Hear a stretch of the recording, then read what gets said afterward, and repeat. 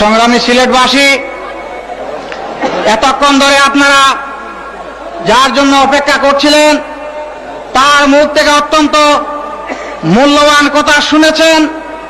আগামী দিনের মুক্তির ব্যাপারে তিনি ইঙ্গিত করেছেন, আপনাদের কাছ থেকে আশ্বাস এবং ওয়াদা চেয়েছেন।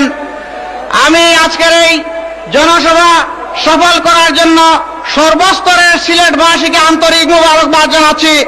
সেই সাথে আমি জানতে চাই যে আমাদের নেতা সিলেটবাসীর কাছে যে আশ্বাস চেয়েছিলেন, আমরা কি আজ বলতে পারি শাহজালালের এই মাটির সৈনিকেরা ইসলামের জন্য গর্জে উঠবে এবং কোন অন্যায়ের কাছে মাথা নত করবে না?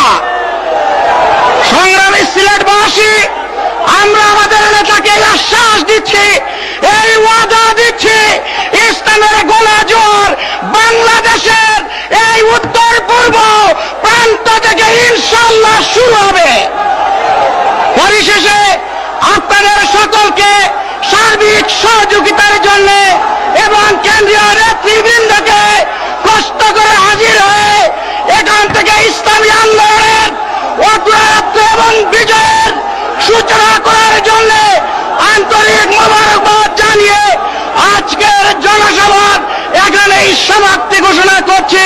ওয়াখিরু দাওয়ানা আলহামদুলিল্লাহি রাব্বিল আলামিন। আসসালামু আলাইকুম। খোদা হাফেজ। বাংলাদেশ।